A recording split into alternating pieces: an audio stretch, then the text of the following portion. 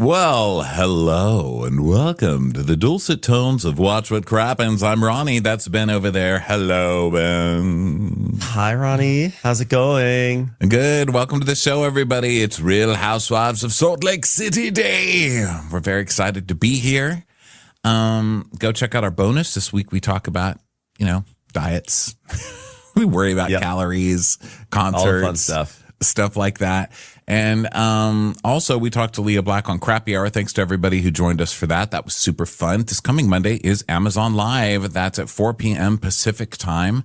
And if you want these videos, these recaps on video, we do videos every day. Find them at Crappens On Demand on Patreon, as well as our bonus episodes. Okay, welcome to Salt Lake City. How you feeling today, buddy? Feeling great. I really enjoyed this episode. It was a nice kind of counterbalance to the last episode being so crazy. And this one's like, people chatting. It's really also fun to see Heather trying to gracefully have a separation from Lisa Barlow, but we all see what she's doing. She's she visited Barlow as a friend, and now she's like, I don't want to do this anymore, but I don't want to be the bad guy. So let me just try to go around and make it seem like I'm the mature adult before I totally turn on her. Yeah. Let me pretend I haven't been, let me pretend I've actually been this person's friend this whole time instead of actively working behind her back to get everyone else to turn on her. So I'm not the only one trying to turn on Lisa again. Yes, exactly. Yeah. But I really enjoyed it a lot. And we also, by the way, we watched Wife Swap, which we'll be recapping. And I don't know if you mentioned that, but because I zoned out for a second, but which was all about Angie Katzenevas. So it's I feel like it was big Angie Katzenevas energy last night. I thought she was really entertaining, and great episode. Big Greek energy last night. Big Greek energy here on Bravo. So we open with Angie and Heather FaceTiming. They're both making coffee. Heather has an entire drawer of Keurigs. Now, I haven't seen that. You missed it? No, I saw that. I thought the same. I was like, why doesn't she get one of those organizers? I actually love her. I actually love her version of it. I have to say, love her Keurig style, because I can't find a decent Keurig organizer that doesn't make me nuts. I've tried so many different kinds. They take up too much space. They're ugly. I don't like them. But having a whole drawer, I mean, that is privilege right there. When you have your own drawer to just shove your Keurig pods in there, right? That's what I was thinking. I am the way I dedicate space to different things in every drawer of my kitchen, to just have a drawer dedicated pods. I was like, wow, she has a lot of storage. That's what that means. Because that was so what my thought was. I was like, man, the way I'm Tetrising my ice cream scoop in, which I don't even have anymore because it wound up in the dishwasher and got ruined. But when I did have it, the way I would Tetris it in with a garlic press and then a spatula. And then she just has, oh, let's just take up all the space with some cape, some. Yeah, that's a woman with not a lot of kitchen gadgets. I don't think there's a lot of cooking going on there. She's like, now that my girls are leaving, I finally have a Keurig drawer. Thank God. I call this the thank God those little bitches are gone drawer. I know. By the way, it was a rather extended compare and contrast montage between Heather and Angie making coffee. I don't know why we necessarily needed it. I guess what we saw was Heather's was the Keurig, was Angie's more. How did she? I don't even remember how she made hers, but they just were. It was comparing and contrast. Look at how two different housewives in Salt Lake City approach coffee in the morning. So Heather has whipped cream on my lip. More proof that, that's privilege too. Whipped cream on your coffee. What kind of life is she leading? I've never really been jealous of Heather's life, but today I was. I was like, Heather is living the life with her big H cup. Because her name is Heather. I'm assuming that's why. Heather. Mm-hmm. What if it wasn't? Or it could be heathen, because stand for heathen. It could have been a parting gift from the church. Because now she's hosting Surviving Mormonism. Please tell me how you survived the trauma of Mormonism. Did you write 3 bestseller books? No, you didn't. So have you really survived it? I don't think so. What's it like swimming without long underwear? Oh, yes. That Surviving Mormonism is coming up soon. I'm not watching that because I'm already surviving Mormonism. I've had enough. But not enough of that I've had enough of Surviving Mormonism. How about you? Are you going to watch it? I don't know. Like serious Bravo is kind of like is a weird thing. This can be a serious show where Heather goes and talks to people and interviews and then drives home and cries in her car about what she just experienced. So I'm not really sure if it's something I'm going to watch. It'll be a little TBD. Unless they have like stories of, like the Scientology ones where the Mormons are like chasing you through the hills and stuff like that, because those got really juicy, those Scientology ones. Mm-hmm. But I don't know. Maybe things will change. But right now, no. But I am jealous of your coffee drawer, H. So, by the way, it's just like hard for me to take seriously any 3-part series that's about like, ongoing religious trauma hosted by the lady who has a whole bunch of Keurig pods in her drawer. Like, I don't know why. It's just Heather Gay. I know that's her whole identity. Well, it's just that she's silly. She's a silly person. And so to all of a sudden have this very serious show where she's going to like have her fingers on her chin and be listening and choking up and relaying experiences. I don't know why. It just sort of feels like a contrast to then what you see the cartoons of Salt Lake City, right? Yeah, I don't know. I just I perform more of an action type thing. Like I want to see you escaping Mormonism. Know what I mean? Show, don't tell. Yeah. I want it to be like Apocalypse Now, running. Like they've got to actively rescue someone. Yeah. Like throw a smoke grenade in the temple and go in there and get a bunch of people with braids and pull them out, braids and flower dresses, like Big Love style. Or like maybe like more polygamous makeovers or something. I don't know. I feel like there's an angle, but I like that. Yeah. I would love cult makeover. Like cult makeover. People who've just been rescued from a cult and now they get a makeover. Yeah, because Heather's always trying to kind of bridge her or trying, from what we've heard on the show, and it's fragmented over the years, but I don't know that she ever left. Because wasn't she talking about how she was keeping her names on the roll and all that stuff? So I don't know that she technically left or she got kicked out when she got divorced. I forget the whole story of it, but I don't know. I think that she still kind of likes it in a weird way. And I haven't listened to all the podcasts she's done. It's actually a lot of serious work she's done. Like we're just making fun of her and stuff. But, she's actually done a lot of deep thinking into this. But I think that she still kind of likes it in some kind of way because she talks about it so much. I think that there could be like a makeover for Mormonism. Like, I just want, let's make Mormonism better. Like, what can we fix? Oh, so we're just going to like ignore all the hard work of Mom Talk? Hello. They are revamping what Mormonism can be. Thank you. Thanks a lot, Ronnie. They're taking to the patriarchy. True. Did you not even notice all their hard work? Yeah. I wonder what they're thinking of this documentary. They're like, oh my God, how will this affect Mom Talk? So anyway, that's coming up. Yes. So they're gossiping on the phone and they're talking about Mary, and Angie's like, well, I sent her a message and asked her if she could stop by. I hope she can remember that she loves me. But then she's still really upset because she's like, Mary's sensitive, but I will not be bullied by Lisa. That's not fair, And she points out that she used to be super close with Lisa and now she's super close with Mary and against Lisa. And it's just crazy, isn't it? This cycle of housewifery. Yeah. Do you think Angie's being bullied by Lisa? No. I think Angie started it in this. I think Angie started it this season. She was the one who was talking with everybody else about Lisa being a fraud and those stories, and then said Lisa was like Jen Shah. So she started it. So, I don't know that she needs to apologize. I don't know that it was that deep, but she started it. Now she's acting all belligerent. Like, I can't believe you. I think actually Bronwyn started it, didn't she? Technically, I think Bronwyn started that talk, and then she started it. But the fight between Lisa and between the two of them, right? Between the two of them, if anybody started it, it was Angie. Yeah, I think Angie's biggest transgression was, I think that she was actually totally fair. It was totally fair of her to say, I invested money in your company and you're not even promoting this company that you courted my investment for, and you're going off and promoting a different company. I think that's totally fine. I think when she did say it's like collecting dust in your salon, it's like, it does have to do with the kids. It's a gray area. I can understand the trigger there. But I also do think that like once you have that apology, they apologize at the table at that one thing. and it should have been done. And then Lisa reopened it again. And so, it's a weird thing because Angie did sort of like indirectly go after the kids, but it also felt like it should have been a closed case by then.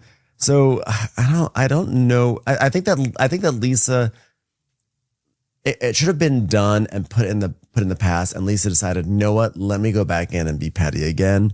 So I do kind of put a little bit more blame on Lisa in the current state of affairs, but I don't think that Lisa was bullying Angie. And I think that Angie is using the bully card in the classic Housewives way, which is excessively and maybe unwarrantedly. Yeah. So she's like, Lisa, I've wasted time and shown a side of myself that I don't want to see and nobody else wants to see. You know what I mean? And so now she feels guilty for yelling at Lisa, but she's still pissed because she's like, why is it Lisa can, hurt us all the time? And she's always busy crying about what other people think about her. But I'm the one who leaves feeling guilty because I could have handled things differently. And I felt protective of every one of us that day. It wasn't just about me. It was about reoccurring takedowns. You were all dolmas about to be dipped into ketchup. Well, I don't need her to be perfect or be good, but I need her to listen to me and to just acknowledge something so that I know it's a two-way street. This is a sisterhood, and it's a sisterhood that follows traffic directions. And if you're driving down the street, one car's going one way, another's going another way, and we stay in our lanes because otherwise we crash and the sisterhood dies. Do you understand what I'm saying, Angie? So Heather's like, yeah, if anyone's going to help her change, it's going to be us, her sisters. We know her. We love her. We've been through it with her, ups, downs, deeps, shallows. We're there, thick or thin. We're already halfway there. So I appreciate Angie's taking accountability. And in my heart of hearts, I believe that Lisa is capable of admitting fault as well. And if she doesn't, well, I guess we'll just start the smear campaign because we are a sisterhood and that's what we do. I love that Heather's giving this whole, we're going to save Lisa from herself, from getting upset and causing trouble. You were the one who caused all of this. You were the one who took Lisa to lunch and sat her down and said, everybody was talking about you in the first episode and you weren't there. Everybody talked about you. I was the only person who stood up for you. And that girl, Angie, called you Jen Shaw. And now she's like, oh my God, I just don't understand why Lisa's so upset. We need to stop Lisa from getting so upset. You started this fire and now you're running around like you all need to call the fire department and put Lisa out, Heather. You are so right about that. That is hilarious. I forgot, but she is the one who exacerbated the stuff between Angie and Lisa, because when Angie said it, everyone said, Angie, that's not nice. And Angie goes, sorry, bad joke. She acknowledged, whoops, went too far in that moment. And then Heather went and then still told it to Lisa and inflamed the two of them. Wow. So right. Yeah. So she's like, well, we're going on below deck. And when I announced the trip, Lisa wasn't even there. Poor thing. The sister missed the news. But I've spoken with Captain Jason and arranged to charter a super yacht in Canawan. We're going to the islands. So they're going to a super yacht. So she sent an invite to everybody. And we don't know if Lisa's going to go. But we hope she does because it's a sisterhood. Sisters yacht together. So, she wants that to be a bonding moment. Now we go to Bronwyn and Todd, and they go to an ice cream parlor called Snellgrove. I don't know what Snellgrove, if there's any other meaning to it than that, but Snellgrove. Now is the time for ice cream parlor. Faster, eat your ice cream faster, sneller faster.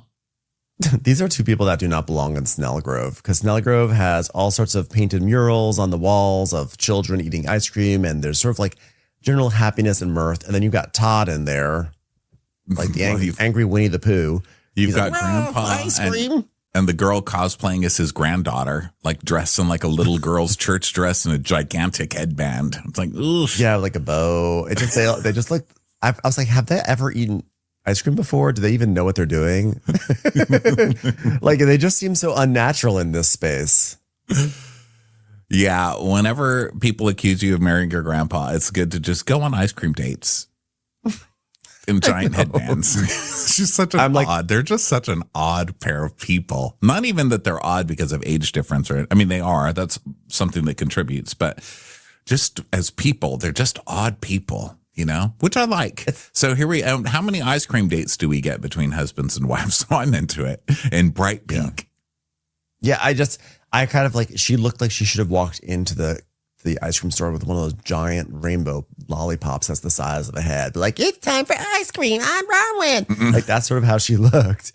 And yeah, there was like, we're very used to May December relationships on Bravo, but in this scene, it really did read as like father daughter. It was really weird. And I try to be like open-minded to those age differences, but this scene in particular was, it's weird. You don't feel like they interact like husband and wife sometimes. It seems like, because he's like a grump and he's sitting there, he's in the happiest place in all of the greater Snell Grove region. And he's sitting there with a scowl on his face, eating his little raspberry swirl ice cream. It's like, could you at least enjoy yourself? Can you enjoy that you're having a moment with your wife, your hot wife? Jesus. No, I'm going to take a moment to stand up for Todd here and say some of us enjoy ourselves by not enjoying ourselves, you know? And I think that that's just Todd's vibe. And also, I think that Todd's a jerk to Bronwyn on camera, and I think it reads really scarily for their marriage. And I'm wondering, like, when she's divorcing him, because it seems like she's kind of setting us up for that. But on the other hand, I do think that he's like, I don't want to do this show. I told you I don't want to do this show. You're making me do this show a fucking again after you've been crying ever since you stopped shooting the last season of this show.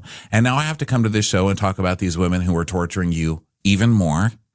And give you advice and act like I give a shit about these people. Why are you making me do this? I think that's, that's fine. And that's 100% his energy. And I picked up on that also. But how many times has Bronwyn had to go to work events for him and she had to smile through like insufferable work parties? It's like, we know you don't want to do it. True. At least make an effort. Okay. Like, could you not make it seem like your wife's job is the biggest burden to you? Like, she's bringing in money. Okay. She's actually doing something and she's standing up for herself. I think you're right. Like, he may hate it, but, it's your job as a spouse to pretend you don't hate stuff. We all do it. Yes. I'm going to, I sat through Shawn Mendes the other day with a smile on my face.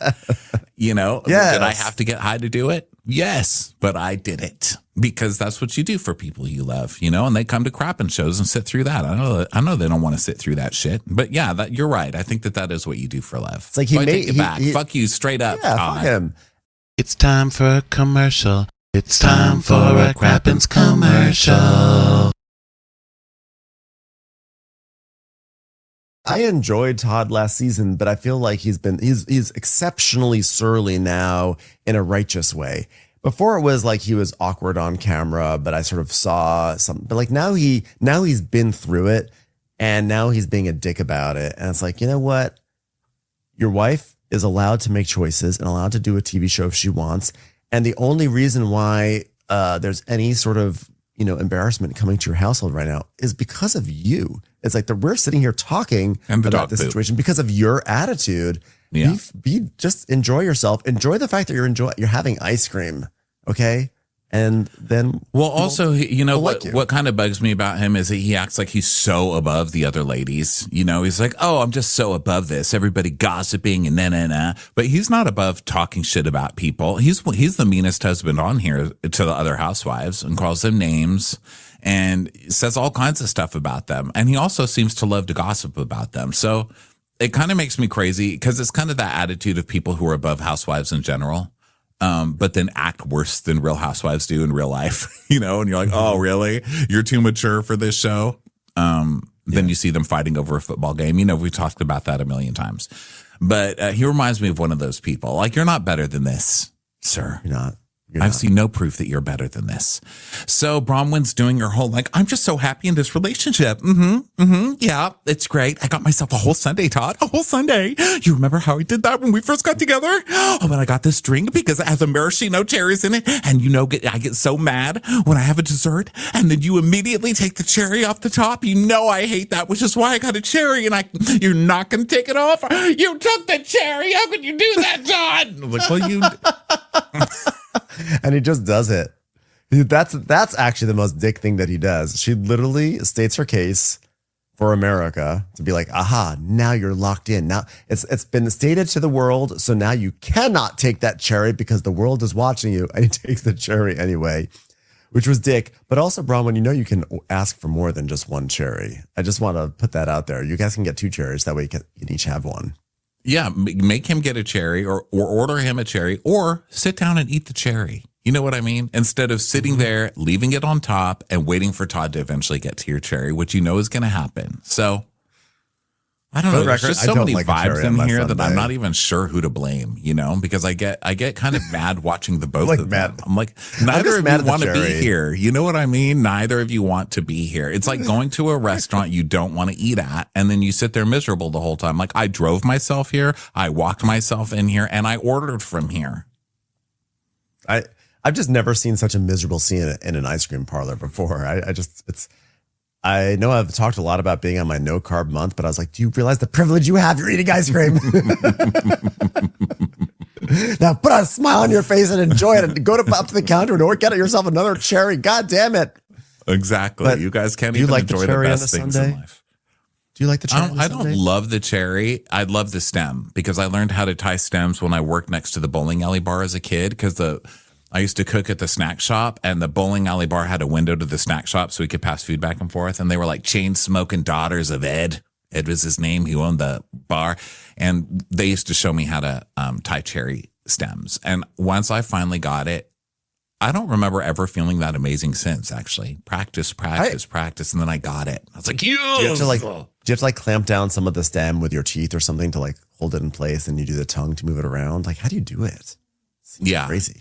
Basically, you hold part down with your teeth, and then you got to work your tongue. Got to work that tongue around, move it around. You got to really feel it.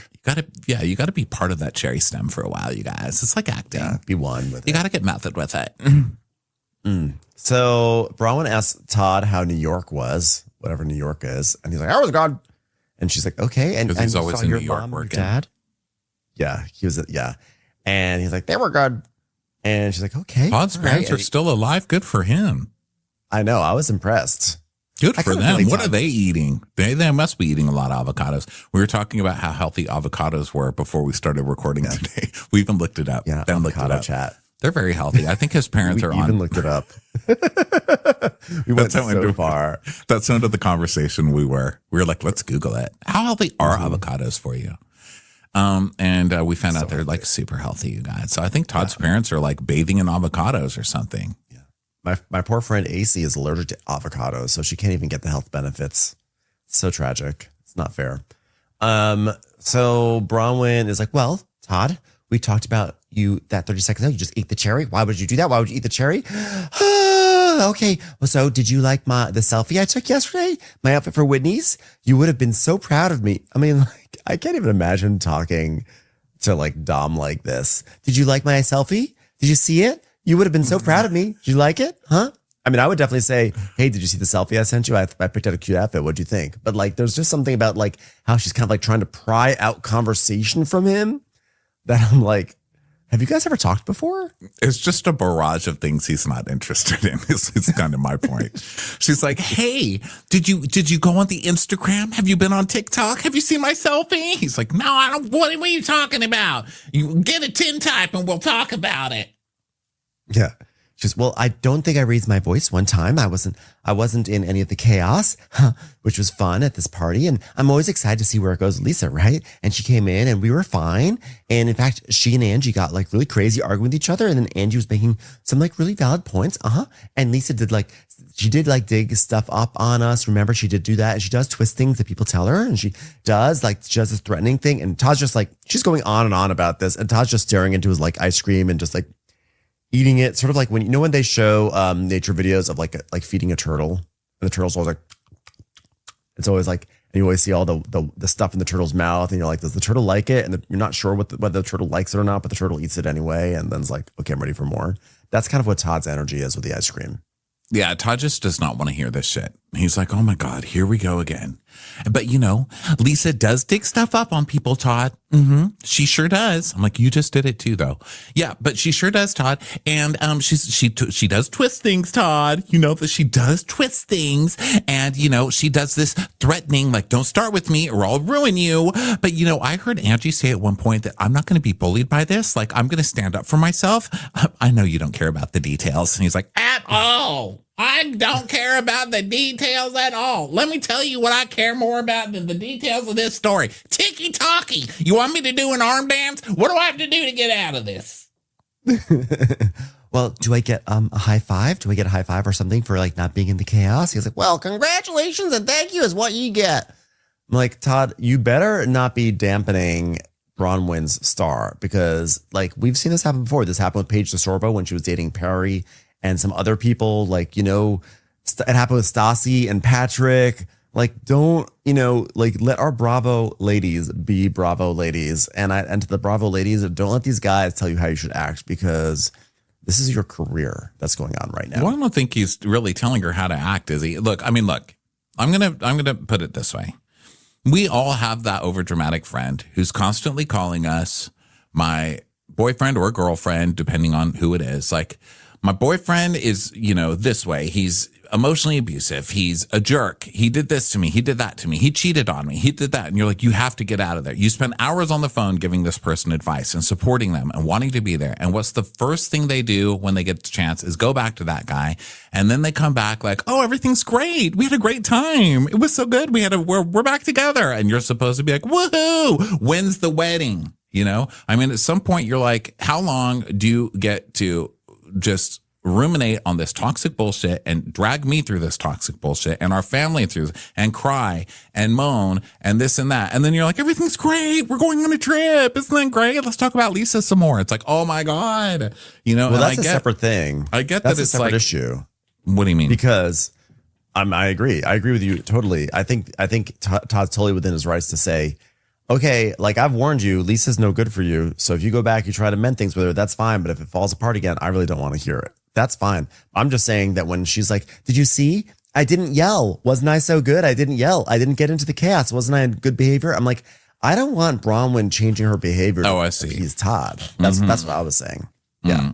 But your point was absolutely correct. Yeah, you're supposed to yell. Yeah. Todd's reaction should have been, well, were you going to work or not? You should have been messy. Thank you. Are you going to be in any clips? If I do go on TikTok, are you going to be in any clips from the show? No, because you didn't yell at anyone, Bronwyn. So if you're going to drag this family through your drama, you better at least make it into some clips on the TikTok. It's like the person at Svelgard saying, like, guess what? At work today, you'd be so proud of me. I didn't serve any soft serve. I was really good about it. It's like, what? That's your job. Do the Guess what, honey? I came home from building the house. I didn't lay one brick. Like, aren't you going to get fired? You're a bricklayer. Get back there. Get to it. So she's telling us, look, Todd is just over this group of women. And in his mind, I just can't keep showing up at the circus and being shocked by the clownery. Which is fair. I mean, you can't be shocked by the clownery, but Todd should allow you to go to the circus. So also, I don't think anybody's going to be shocked by the clownery with you. You literally have a dinosaur costume that your mom is folding up right now that you go to the airport in.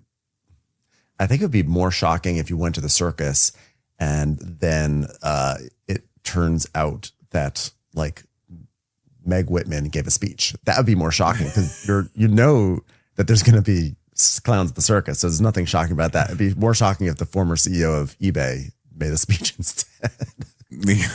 Well, I think it's fair to go to the circus and be annoyed by the clowns. Yes. Her name Meg Whitman. And Meg Whitman, really. I was like just trying to think of someone random in corporate, like not someone who does not speak of the circus. I was like, Meg Whitman. I love keeping it current. I know, I'm very. Well, she does have Meg Whitman hair, kind of. Okay, so Bronwyn's like, I mean, I did have this moment of like wobble, when Lisa and I talked last week, and I was really quick to just be like, I don't want to do this anymore. We could ruin each other. We shouldn't ruin each other, and I do stand by that. But do you think you think I was too quick to neutralize this, Todd? Do you think I should keep fighting with Lisa? Do you? Todd? Oh my God, I love all these answers. Well, Todd knows. Todd's not going to answer. So I'll tell you that Todd knows me better than most people. And, it's just always shocking to me that he doesn't know why I'm still trying to be friends with these women. I mean, I accepted Lisa's apology and an apology as a kickoff to paving a new way forward. And Todd doesn't need to agree for that opinion of mine to be valid, that I'm going to talk to Lisa again. So thank you for agreeing with me, Todd, that it's good that I'm talking to Lisa again. Oh, gosh. Oh, and this is the best part. Whitney had a psychic come from New York, and he's like, oh, for Christ's sake. What'd he tell you? Lisa's a bitch. I could have told you that. Here's a psychic prediction. Good luck saving the next cherry to the end of the sundae. The Todd monster's on top of it. I got a psychic. You're not going to be digesting a cherry anytime soon. Well, the psychic, he started with my mom first. Mm-hmm. And he was like, this time, this is as recovered as she's going to get. And he goes, oh, well, is that his medical opinion? I'm like, well, you're not a doctor either, Todd. I know, but I like that she didn't give the full information, because what the psychic actually said was something along the lines of, you guys haven't been checking the right place. It's actually something wrong. What did he say? Like in her brain or something? Like she's got... He specifically told her some other medical issue. And I like that Bronwyn's like, no, we definitely need to get her blood tested. She's just like, well, she said that's as recovered as she's going to get. She's going to die sooner than we thought. So it was free. The whole thing was free. Well, I don't believe any of this. I think it's all craziness. Todd, how could you say that? No, I meant crazy that yours came with a cherry and mine didn't. What is this place? I'm never coming back. And she's like, okay, do you feel like you can suspend your bullshit meter for like a second? Because it really felt like a warning. I mean, he said it's kind of time to, move past this with your mom. And he's like, look, it's probably a 50-50 guess. Okay? That's what psychics are good for. They're good for guessing. All right? Let me tell you what guesses are worth. A fart in the wind, that's about what they're worth. Todd, okay, well, you didn't actually have to fart right now in the wind. That was, we're trying Don't to hear. make fun of my farts. How dare you? That's divorce worthy. You're really bumming me out. I'm just trying to tell you something that I really enjoyed. And I'm sitting here trying to I'm just getting upset. And I'm sitting here, I'm trying to have ice cream with you. You're eating my cherry and I'm trying to tell you something that was funny. And how because nothing makes you laugh more than a psychic that says your mom might die soon, right? And so, I was like, where's the funny part?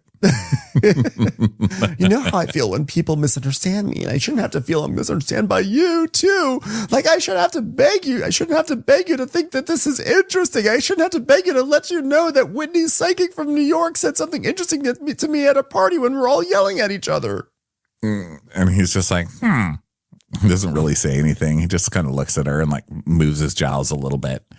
And so she's like, well, I'm very accepting that Todd is less emotional than I am. Mm-hmm. And I would just love to feel the acceptance when I'm more emotional than he is. And I'd love to get to a point where I don't have to get this upset for him to notice it. But it's a process. It's a process. I was like, you are going to hit yourself on the eyes with your headband if you don't stop nodding your head. It's going to hurt. Maybe that's why it's so weighted. It's gigantic. It's enormous. Todd, I'm not telling you he gave me numbers and I converted our life savings into a lottery ticket. I'm telling you, if it touched something in me, then it's worthwhile. He goes, okay, well, that's an awesome thing to do, and I'm sorry. She's like, oh, and that's just it. A begrudging apology from Todd. What a weird scene. It really was. Yeah. I don't know. Weird. I feel like you should be happier than this in a marriage. But maybe not. I mean, I don't know. I would think so too. What's it like, everybody? Tell us. Okay, so then we go to Lisa's house. You have to imagine there's also some stress on that relationship with Muzzy hanging around that household. Everything's fine. Everything's fine, as her sweatshirt says. Yeah, well, this is not a new dynamic for Bronwyn and Todd. And it's just one of those relationships you look at how is this a thing? How are these people doing it and saying they're happy? Because they both say they're happy, but it doesn't look like they're happy. But I don't know. Maybe they're happy being unhappy. I don't know. Should she leave? I don't even know if she should leave. Does she like it? I mean, does she like being with Todd? Is he really soft and cuddly when the cameras aren't on? I mean, I just don't know. I don't really get it. I don't know. I kind of feel like everyone should be the same either way. Someone on Twitter says Todd loves his wife, but doesn't understand her need to be on television. And Bronwyn loves Todd, but loves being famous more. And then Brian Moylan said, absolutely correct. They now value different things, and I think divorce is inevitable.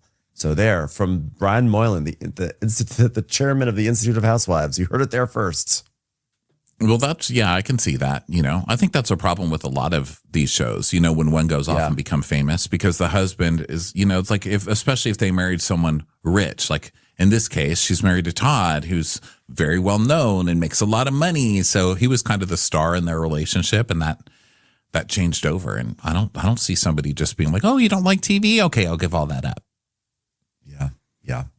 So now we go to Lisa's house, and she's packing for the below deck trip.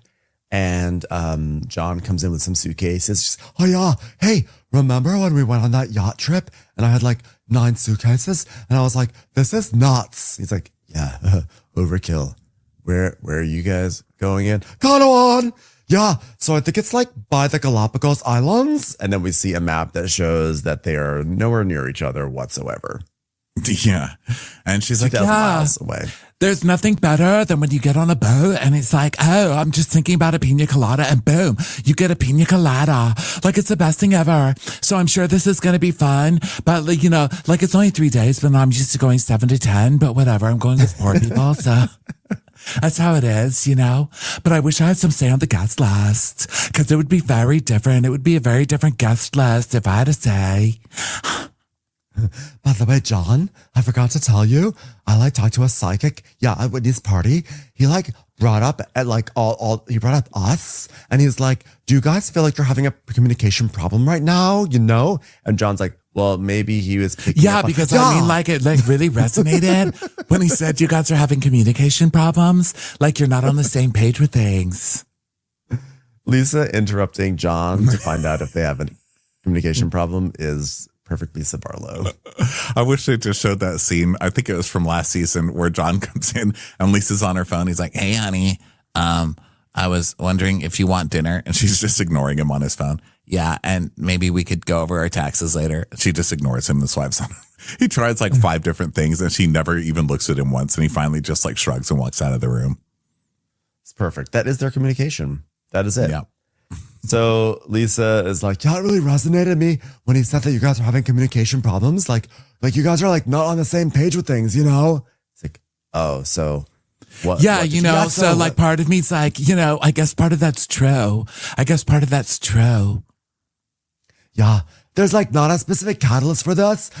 It's been going on since before we got married, actually. That's because there's blurred lines between business and family and marriage and things like that, and knowing Ben Affleck, and I manage the entire house, plus I work, and sometimes I just feel that I'm just taken for granted, where it's normal, I'm this lady who just does everything for these people all the time. Yeah, and I get really sad. And when I get really sad, I have to go to my car and put on a cowboy hat and a denim dress. That's what I'm wearing right now. I don't know why. Do you know why? Does anybody know why? I'm sad. But I go sit in my car and I call my dad and I'm like, Dad, this is hard. This is hard. Hold on, Dad. Let me open the window. And you know what? It's sad. I have to call my dad to do that instead of John. It's so hard. John's like, well, we aren't on the same page because I don't think you want to hear what I have to say because you're already. Yeah, but thinking, you know what? Same pages means books. I don't like that, John. I don't like reading books, John. I'm just frustrated, John.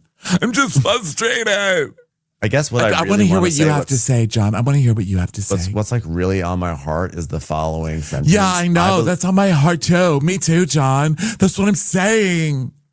I think that if I have to I was saying, here's how I really remember when I took 9 things on remember when I took 9 suitcases on the yacht? That was hilarious. Yeah, well, I guess you don't really need Joseph Smith knows better. I wish I could call Joseph Smith right now. He listens to me more than you, John. Yeah. Everything you do is perfect. It's just me. I'm the problem. It's me. See, finally inroads with our communication. Oh, geez. Commercials. Here comes one right now.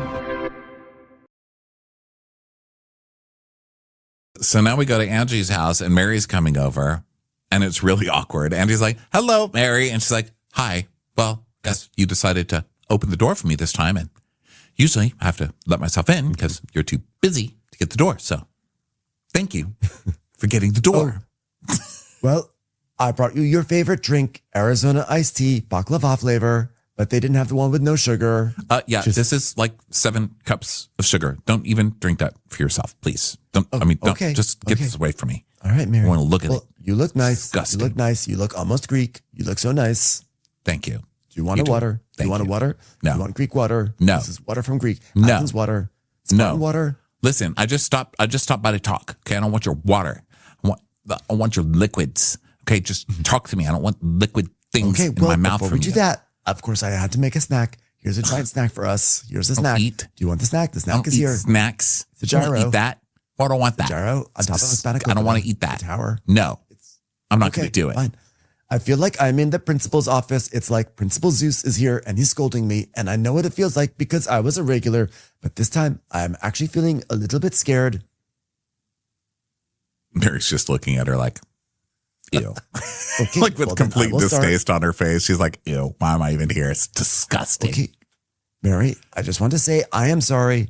I know that you wanted me to calm down and I know that you were there and you were trying to help me.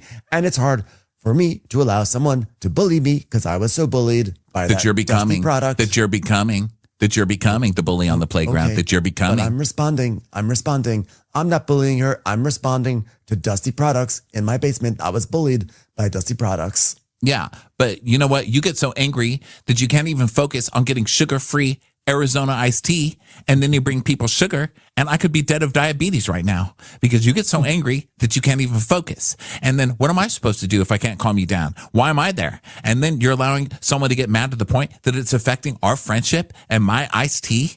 And that's what we have to talk about. And it's like I don't even exist. And I'm like, Angie. And you're just like, eat sugar, put sugar down your throat, put sugar down your throat, and then like you launched at me like I was your enemy, that you wanted me to have diabetes right there on the spot. I was frustrated with the whole table. Okay. That Well, was you're my supposed problem. to be my sister. You're supposed to I be am my your sister, sister. but I you're am your not my sister. sister. No, you're not. Find another one, Kay. Because if you were really my sister, you would be able to marry my grandpa if I ever died. But you're not. So good luck. Good luck here with your sugar-eating, muscular husband with Louis Vuitton bags. I don't want to be on eggshells and I don't want to. No, there's not actual eggshells on the floor, Mary. I'm sorry. That was a metaphor. Did not mean to spook you. I don't want to feel like you're mad at me for being me. But you're different. You're different lately. You are different. And she says that Angie's kind and easygoing and cool, but lately she's always throwing a tantrum. Now, I don't know where Mary was during the other seasons, but yeah, Angie's throwing tantrums every season. She's like, and that's a trigger. And you don't evolve by attacking other people. It's almost like you go backwards, And I used to know a girl that went backwards. She kept going backwards and backwards. And I would tell her, no, come forwards. Communion is forwards. But she kept going backwards and backwards until she walked into the street and she got run over right in front of the church by a truck that was going forward. It was ironic. And that truck fell into a neighborhood and that truck died too. She's like, so Mary's like, you're in a space and I don't know who you are. And you're a little bit mean. Like when you made fun of my fart, you kept on making fun of my fart. Your fart? My fart. And we see a flashback to this like lunch that Mary, Bronwyn, and Angie had where Mary farts by accident and then sort of giggles about it. And then Angie keeps on ragging on her about it. She's like, I guess we'll sit over there away from Mary's farts. Oh, look, there's Electra. Let me warn her that there's a smell of fart in here from Mary. Well, first of all, the dog farted, not me. And then you said, oh, maybe that's Mary. And then you said, come on, Bronwyn, we better sit over here because Mary's got gas. And then your dog farts. And then it smelled the whole house up. And then it shows a close-up of the dog. And the dog's like, sitting all gorgeously. And then you blamed it on me like it was my fart. And I'm like, first of all, I eat healthy. Okay. And my farts don't come out like that. And we should know the fart between my fart and a dog fart. And you didn't even know my fart between a dog fart. I mean, what kind of friend are you? You think I just have a dog fart? So now you're just accusing me of having dog farts? And I'm just supposed to be your friend? And then you said, oh my God, Mary, is that you? And I'm like, okay, enough. I got it. Next time I won't tell you when I fart then. Oh my God. I was like, at first I thought she was being silly for the cameras. But then I was like, I think this is a real rant right now. Because Angie is like, Angie cannot, she's like trying not to laugh. And what's even worse is that when she tries to not to laugh, she puts her fingers out her nose. So it looks like she's trying not to smell Mary. What are you holding your nose now? Like I farted again? I did not fart. Do not accuse me of farting. If someone farted, it was you. She's like, I didn't smell your fart, but you acknowledged that you had farted, so that's why I said it. Seriously? Like if you farted, I wouldn't make fun of you for farting, and you don't even know if I smelled your fart before, and maybe I have, but I would never talk about it and make fun of you because I'm your friend. But you didn't smell my fart. Like, you didn't smell my fart. You just said you did, and then you blame me for having a dog fart.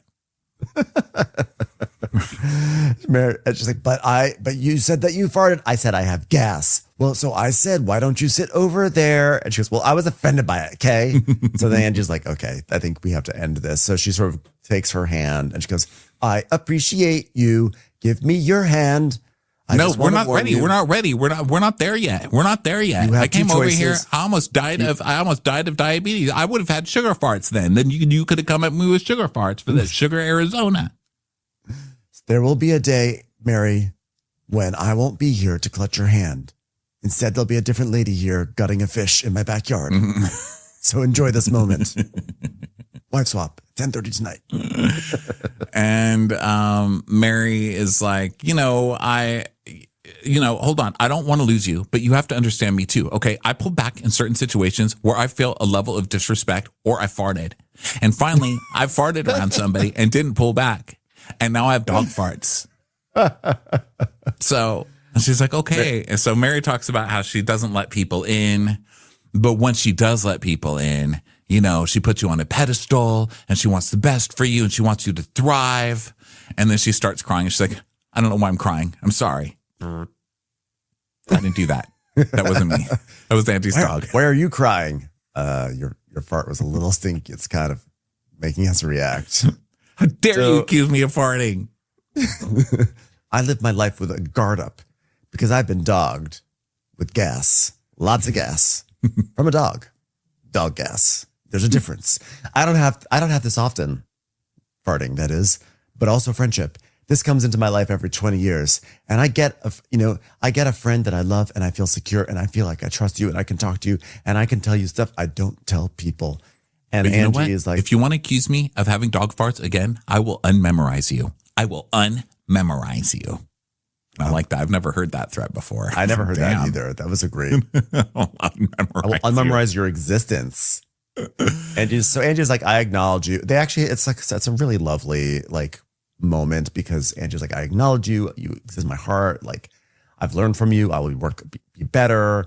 And I actually feel like this is like what you want from a friend, is to be like, I'm mad. I'm so mad at you, but you mean a lot to me. And I want you to know you're doing things that are really hurting me. And that to have the other friend hear it and say, I hear it. I'm going to work on it. Like, that was actually a lovely, lovely moment. Yeah, although sometimes I do. Oh, go ahead. Sometimes I was just going to say, I'm a little mixed on when people say, I don't let people in. So when I do let people in, it means a lot. Like, I almost don't want to be held hostage by whatever issues you have with relating to people at the same time. This is separate from their I think it was great how they made up. And I think it's really lovely that I'm so Angie, lucky. Yeah. I love that Angie respects this about Mary. And I think it's good to respect that. But sometimes when people are like, I don't have a lot of friends, so you've been let in. It's like, well, stop using that as leverage in our friendship, Yeah. Well, for me, what was interesting about this is two things. One, Mary gets, like this, where she's just like, I'm pissed and I'm leaving. And she just gets mad. And it's over things that most people watching are like, huh? Why are you mad at that? Like, even that she got mad at Angie, she got mad at Angie for being mad and not listening to her. But then she didn't have a fight with Angie, Why would you walk off? It seems unreasonable. This seems like too much. And she's always been like that on the show. And then on the other hand, you have Angie, and she won't forgive you either. Mary will take a long time to forgive, which is funny for a preacher. But then Angie, on the other hand, will just go off on anybody. And she also really won't relent for a while. Like, if you come for her, she feels like she's being attacked. She goes overboard and just goes crazy and puts her finger in your face and does all that, brings out props, does the whole thing. So it's interesting to see both Mary kind of forgive someone so quickly and also be so open emotionally, and also to see Angie not get triggered or whatever and start fighting and instead be like, okay, you're right. So it's interesting. Yeah. It's a cute friendship.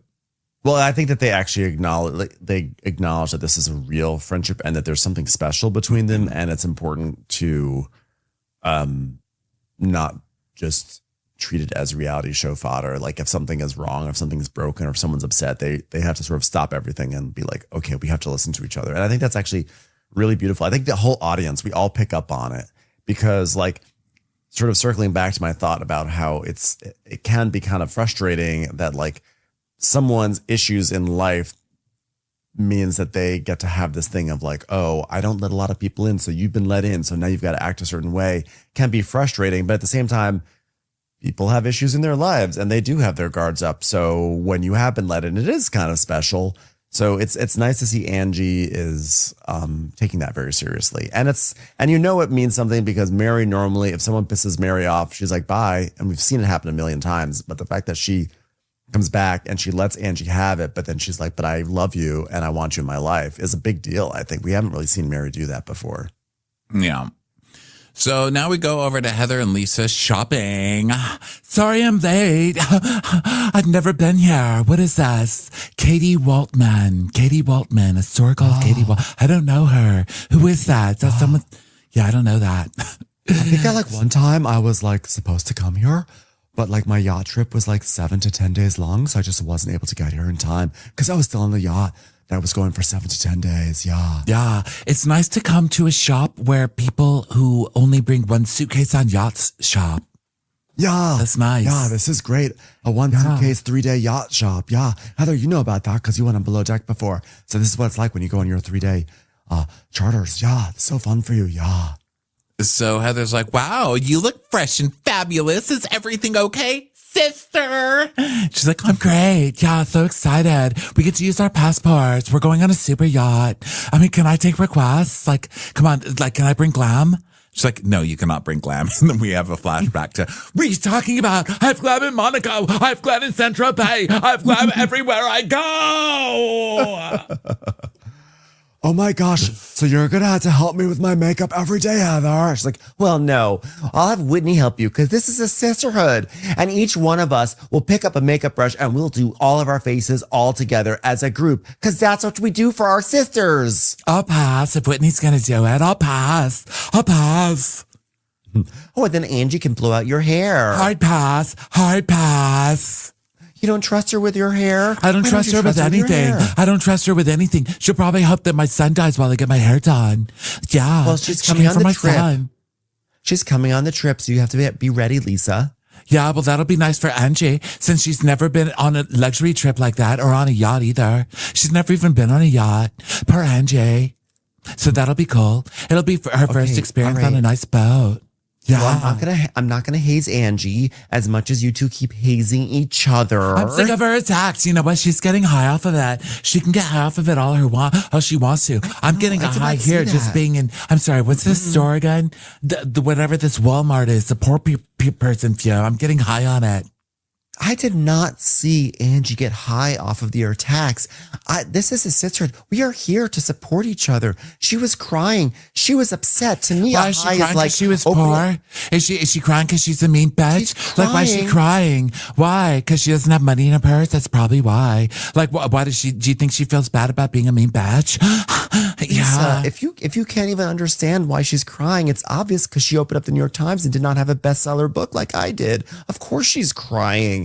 Okay, look, Lisa, if she's a mean bitch, you're a mean bitch. You're both mean bitches. You know what? What did I do wrong? What did I do wrong, though? Because in my opinion, Angie shouldn't have been starting being nasty about my kid's brand. You know, like, that's disgusting. That is disgusting, Heather. No. I know that was hurtful, as hurtful as it probably was for all of you guys to not be called bestsellers. Yeah, but then she goes lower and lower, like, hey, you want to call me a Cut Fitness? I'm going to say it louder. Yes, I did say Cut Fitness, lady with the semi-crossed eyes looking at me funnily. Who is that lady looking at me funny? What, did you just come in here from a compound? Who are you? What are you looking at? Like, I just work here, ma'am. Yeah, well, keep working. Keep working, Gene Folder, okay? Yeah, I'm just like sick of her nasty dig. She's always commenting. Oh, well, I think she's sick of your digs too. But I didn't dig it. Are you kidding me? What you're saying that what you're saying that you hate about Angie is exactly what you did. How is that what you're doing? How is what you're doing different? It's almost like Bravo needs a spinoff called Surviving Barlow, which would be a spinoff of my spinoff, Surviving Mormonism, which I'm hosting, Lisa. Well, how did I go low? How did I go low? How did I go low? How did I go low? How did I go low? The soup how man? Did I go low? Who's the soup man? But is he how? Mormon? Did you survive it? Yeah, but she just said I cheated on my husband, though. So I'm like, I don't know. Why don't you worry about your soup man? So is it suit man or soup man? Soup. You know? Soup. That soup? Soup. Or is it suit? It's soup. Like Soup. sous chef? Soup. Sue? Like a boy Soup. named Sue? Sue. Oh, is he a Native American Sioux of the Sioux tribe? Sue. Sioux. Sue. Sioux. Sue. Oh, Like you mean Fuda? Like John Fuda from New Jersey? No, there he is, by the way. Shout out, there he is. No, but like a guy from a suit kitchen, you know, like not a suit you wear, but like not like like a Morocco, it's like a suit you suit. wear, like not like a suit you eat. Oh, a suit you wear, like a lawsuit, like the ones that you have against you? Is that what you're talking about? Yes, so, yeah, dismissed. Yeah, she's dating a dismissed man. Is that what you're saying? Dismissed. Those were dismissed. Learning that suit man is actually suit man clears a lot of things up. First of all, he sounds hotter. Heather just earning those checks. So she's like, wait a minute, who's the suit man? Nobody. Oh, you know what? And why did she say I cheated on my husband then? Then why did she say that? And she goes, but why would you say that? So look, you got to hand Lisa credit. Lisa's being an asshole in this scene, and she's being an asshole usually, but Lisa is not going there with Suit Man. We talked about on Crappy Hour who Suit Man could possibly be. That lady Sophia from who used to be a host on Call Her Daddy claims that Angie was dating her ex, who they call Suit Man. Who's some guy who graduated with a degree in Greek studies or something. So that's kind of the goss on that, just the internet gossip on that. But she doesn't go there. She's just like, nobody. So maybe she's saving it for later. I don't know. But then she says, but then why did she say you cheated on your husband? Whitney was the one who wasn't it Whitney who brought that up with, no, wait. Who's cheating on the husband? Would Monica and Whitney were like, we know something about the husband. Don't talk about the husband. That was Sean, right? God, that's so many petty arguments ago. Because, Meredith said, let's talk about the husband. She had that. But then they had that Lisa Barlow event, that Vita event or whatever, where Whitney and Monica pulled over Angie. And Whitney's like, I think you should tell her. And then remember when she got, she kind of manipulated Monica into being the one to out this information so they could all be like, Monica's the one who did it. And Monica was like, well, yeah, I heard your husband is gay. Everybody's saying your husband is gay or whatever. So she's the one who brought that to camera with Whitney. But of course, Lisa has no chill. And it's so easy to blame Lisa for things because she never fights properly. And so they could just blame everything on Lisa. And that's what they're going to do. Mm-hmm. So Heather's like, well, there is no suit man and there's no suit man. She's just throwing shit out and waiting to see what sticks. I mean, look, there's a reason that no one ever writes hard for you, Lisa. And I think it's because they've all been burned by you and everyone at the table has a history with you. Where have you you've gotten low before, Lisa? Okay. Well, maybe I shouldn't go on the boat trip then. Maybe I should go. No. I'm putting on my sunglasses now so you can't see me cry. You have to acknowledge that we have come a long way, that our history is dark. It is, Lisa. You know what? Dark history. You know what? You should talk to Angie about it because she's more than willing to talk to you about it. You know, you should talk to her in the dark about it with Sue. I actually have. I have talked to her about it. Now you talk to Angie about it? Great. You don't need to get upset, Lisa. Yeah. Well, I really did not think I was coming here today. I thought I was going to come here to look at poor people clothes with that cross-eyed girl over there giving me judgy looks. I still see you, cross-eyed girl. But your mother, your sister, stop staring at me. Well, listen, what am I even saying to you other than that we have history? We are like two pods in the same drawer for my coffee machine. We're in it together. We're in it. We're stuck in it. Oh. So why are you acting like this? Oh, really? I'm I'm give you just the as low. hand forward. I'm the just hand as low. paddle. I'm just as low. I'm just as low. I'm just Yes. as low. Yeah. You cannot expect me to just sit here and let you diss her and be like Audi 5000 and say that she does all these horrible things, and not look at you and say you do too. What you two are doing has no endpoint. You are like Mormonism and people need to survive you. I hope there's a special about it that I can host. Yeah, you know what, then? Then stop talking about me, and then I won't have anything to say about her, okay? Don't count my money because I don't count hers. You know, not that it's that hard to count because she has like $2 because I counted it. Yeah, that would be so easy to count her money because she doesn't have any money. Yeah. Lisa, What? when you say something like I could count her money, it'd really be fucking easy. You might as well count her fucking money because you're not saying it in a way that makes you cooler or kinder. You're saying it exactly low, like she would say. Do you understand this, Lisa? Yeah, but why can poor people start it, but rich people can't say anything back, or we're like in the 1% where it's like you want to burn us all? You know what I mean? Like, I'm sorry that I have a job, okay? Oh my gosh, the nerve of her to say this right now, like in this poor person's store that like is for like 3-day yacht trips. Like, Heather, are you fucking blind and deaf? Because clearly you don't see all the times everyone's coming for me nonstop in a store with you. And I wish I had something that would go for the deaf thing too, because I said you don't see the things, but I'm just going to assume you're not hearing the things too. Okay, that's my metaphor. So we see, you know, basically we see a flashback to where it all began, where Heather's like, how could you call me a good time girl? That would have gotten me suspended from school. Surviving Good Time Girlism by Heather Gay. So Lisa's like, you know how much I've put up with Heather?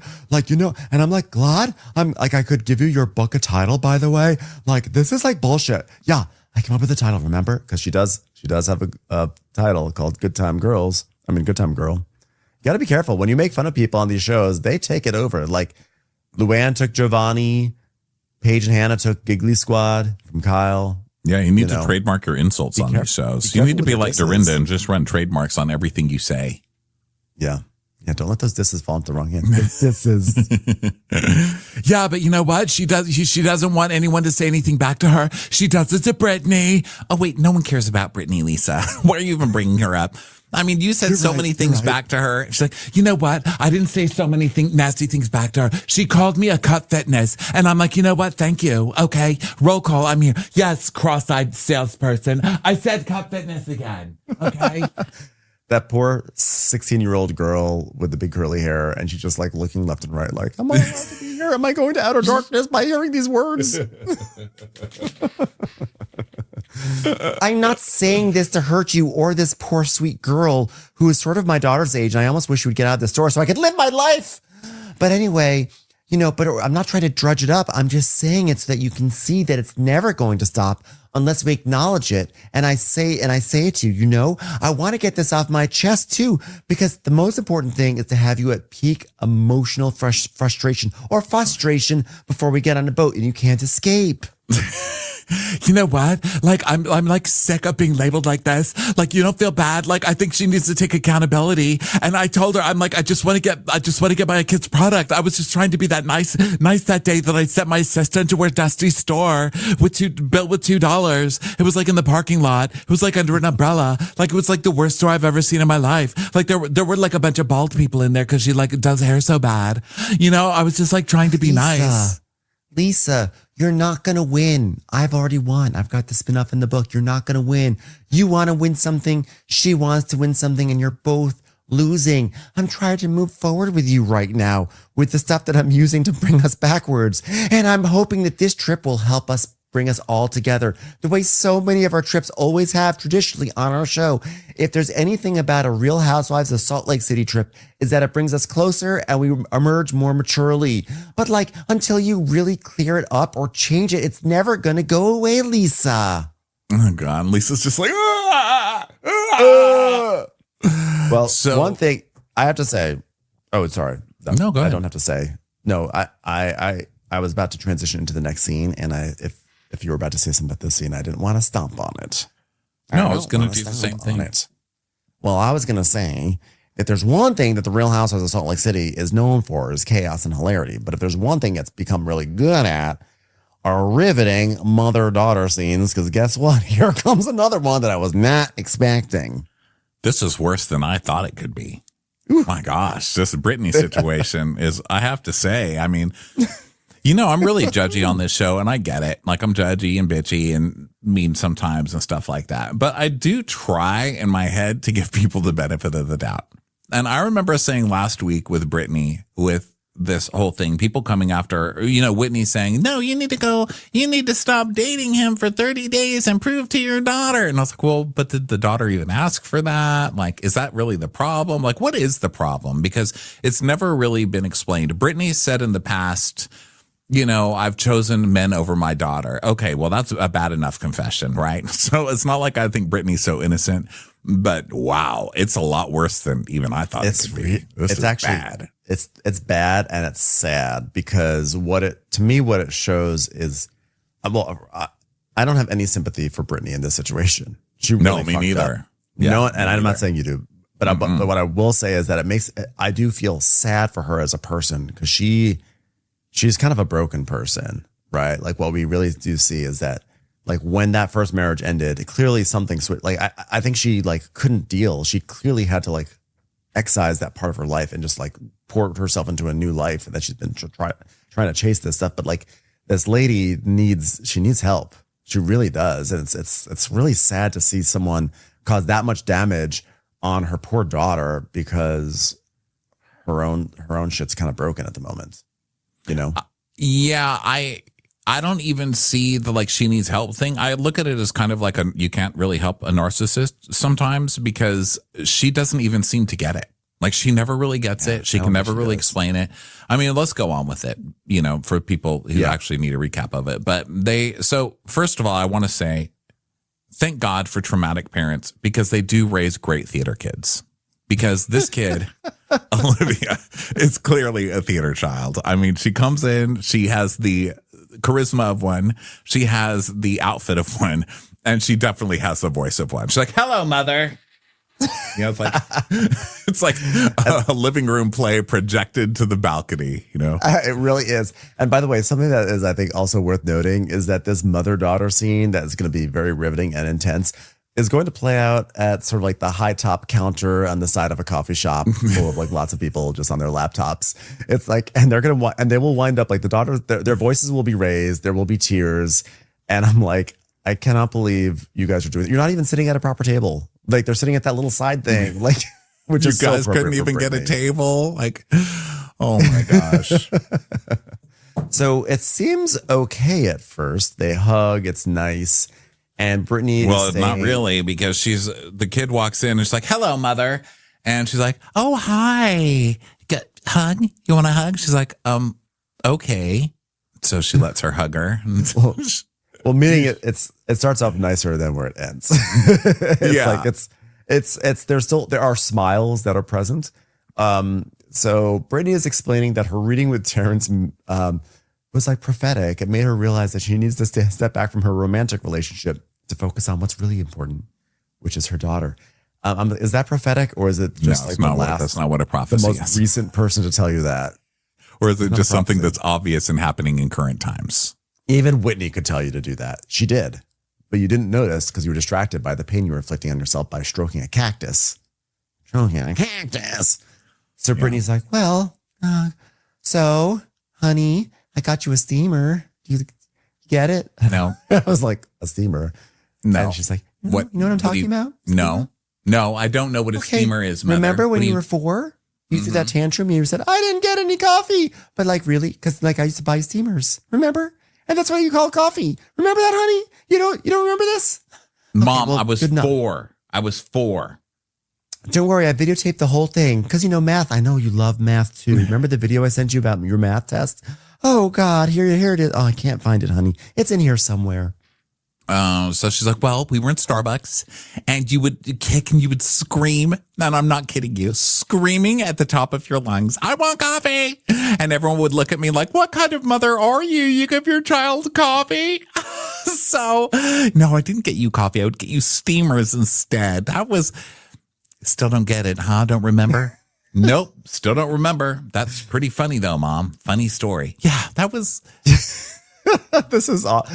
Like, this is, you're going to connect with something from her when she was 4 years old. Also, I just feel like a reconciliation talk should never start with like banter about steamers. I just feel like the word steamer does not really work with reconciliation. I don't know why. I think we already had a lot of talk about farts. Now we're talking about steamers. I think let's just like move on to like different words. Yeah. So she's like, that's funny. She goes, okay, well, she tells us that with her daughters, she got divorced from their dad. She desperately tried to create a perfect, happy family, so she married again immediately. But she was caught in this tug of war between husband and children, and she thought, wow, I can finally get to my kids when I'm a good enough wife. And then eventually her kids moved in with their dad. I don't believe that. I believe she was like, oh no, that situation was a failure, but I've got a new guy now, and this will be perfect. So goodbye, old life. Hello, new life. I'm the new Britney now. That's what I think probably happened. Or like, the man left me, so I need to make sure that the man doesn't leave me, you know? So I need to give, maybe I was too focused on the kids and now I need to focus on the man, because the man left me because I was, you know, I didn't even notice what the man was doing behind my back because he, you know, blah, blah, blah. So I'm going to keep the man this time. It's like putting the man above your kids. I mean, which she says multiple times, but it's crazy to hear this. Yeah, and this happens a lot. I mean, obviously a lot of kids have issues with their step parents because a lot of times they're, you know, they feel like their parents have kind of abandoned them to focus on this new person. It's a tricky thing to do that it sounds like Britney utterly failed at. So it sounds like she didn't even try. She was just like, I'll get to the kids later. I'm just going to focus on the man now. And to the point where they moved in with her dad. She's just like, bye. Yeah. Yeah. I mean, I think that when Britney's saying that she was like, I figured if I was a really good wife, I could then get to my kids. I was like, no, I don't think you're adding this like little like twist to it to make it seem like actually the ignoring Olivia and the kids was somehow virtuous. Like you were on a path of misguided virtue. I don't think it was that. I think you just were like scared that you were going to be left. And I think it's what you said. Congratulations. You've reached the end of part 1 of a 2-part recap. For part 2, go look for the recap that says part 2. See you over there, suckers. Watch What Crappens would like to thank its premium sponsors. Ain't no thing like Allison King. It's always a party on Allison Block. Our way is the Amber way. It's the Foster and the Furious. It's Amanda Foster. It's always automatic with Ashley Otto. Put your hands together for Carly Clapp. Get on the right foot with Chrissy Offit. She's not just a Sheila, she's a Daniela. Etchels. We never miss her call. It's Diane Call. Aaron McNicholas. She don't miss no trickolas. Hava Nagila Weber. You'll never hide from Heidi Eleanor Jones. I go, you go, we all go for Hugo. Jamie. She has no last namey. She's our kind of mess. It's Jennifer Messer. Sipped some scotch with Jessica Trotch. She's our favorite streamer, Caroline Peacock. Kristen the Piston Anderson. Get a bee in your bonnet with Lacey B. Que sera, whatever will be, will Lauren Silsby. She gets an A from us, it's Lindsay D. Let's give a kisserino to Lisa Lino. Fresh as a daisy, it's Maisie McHenry. We love her on the rocks, it's Melissa Cox. Megan Berg. You can't have a burger without the Berg. This is Livin' with Michelle Vivian. I love ya, Olivia Williamson. She sure is swell. It's Raquel. Yes, we canna. It's Savannah. Cast a spell with Shannon Spellman. Let's share with Sharon Eldridge. Darn Skippy, it's Tippy. And our super premium sponsors. She's VVIP, it's Amanda V. Can't lose when you're with Amy Baldwin. Somebody get us 10 cc's of Betsy MD. We're taking the gold with Brenda Silva. Let's get real with Caitlin O'Neill. Put us on a stretcher, it's Charlotte Fletcher. Don't get salty with Christine Pepper. Can't have a meal without the Emily Sides. Who, what, why, where, and Gwen Pentland. Let's go into the woods with Guy Tubbs. It's our queen, it's Queen Laifah. Nobody holds a candle to Jamie Kendall. Hail the cork master, the master of the cork, Jennifer Corcoran. We got our wish, it's Jen Plish. She's not harsh, she's Jill Hirsch. My favorite Murdo, Karen McMurdo. She's a total knockout. It's Katie Manock.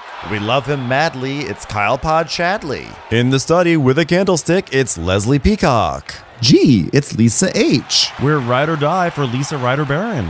She's a whiz, it's Liz Sarthy. Always killing it, it's Lola Alkalani. The incredible edible Matthews sisters. She eases our woes. It's Melissa St. Rose.